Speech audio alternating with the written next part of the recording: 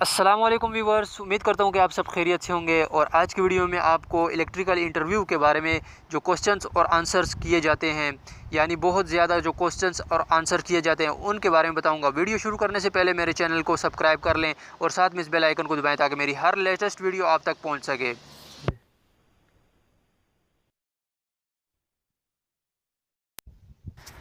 तो सबसे पहले क्वेश्चन जो है कि what is meant by electrical energy. Electrical energy से क्या मुराद है, इलेक्ट्रिकल एनर्जी किसे कहते हैं।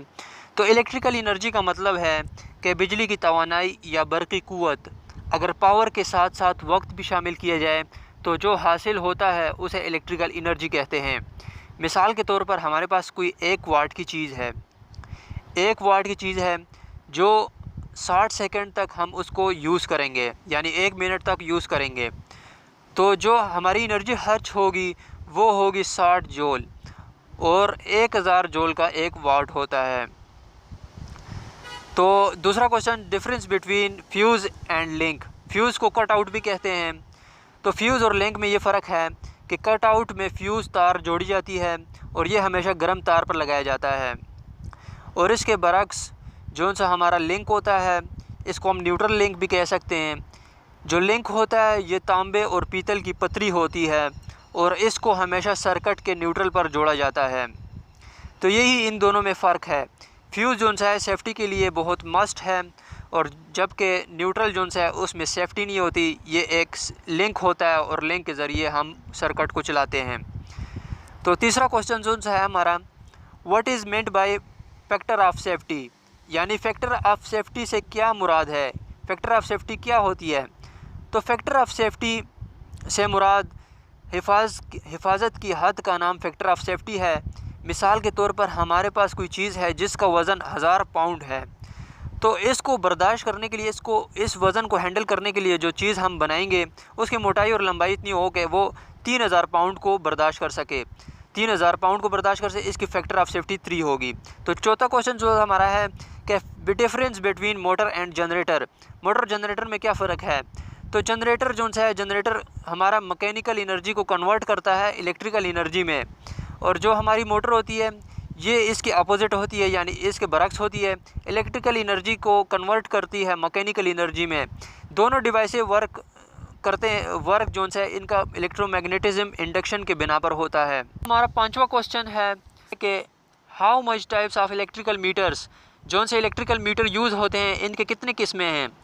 तो इसकी तो बहुत सी किस्में हैं।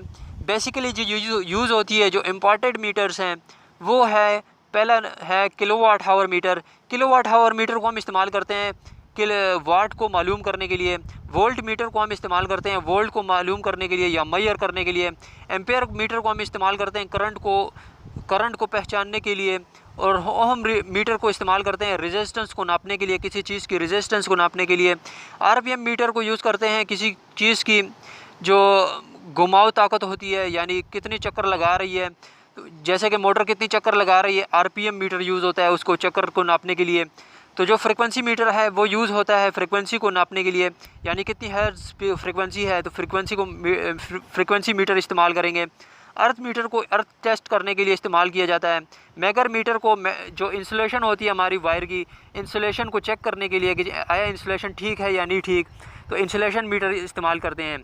मेगर मीटर तो पावर फैक्टर मीटर है, पावर फैक्टर मीटर को पावर फैक्टर मालूम करने के लिए। मल्टीमीटर वो होता है जो कि एक ही मीटर में एक से ज़्यादा मीटरों की खासियत हो, जैसे कि वोल्ट मीटर, एम्पेयर मीटर और रेजिस्टेंस मीटर एक ही मीटर में हो।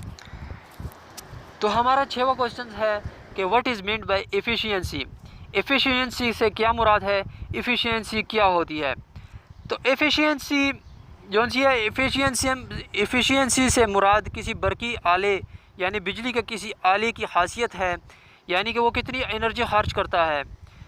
जितनी कम एनर्जी खर्च होगी इतनी ही इसकी एफिशिएंसी ज़्यादा होगी। तो एफिशिएंसी अच्छी करने के लिए पावर फैक्टर यूज़ होता है।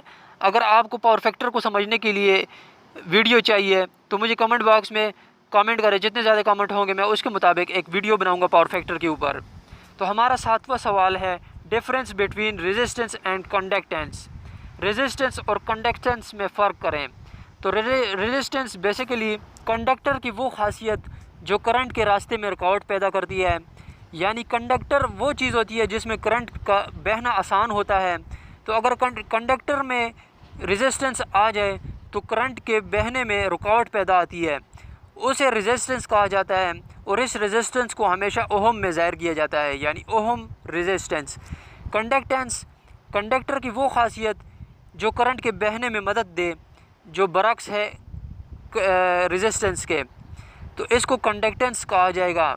और इस कंडक्टेंस को हमेशा MHO में ज़ाहिर किया जाता है।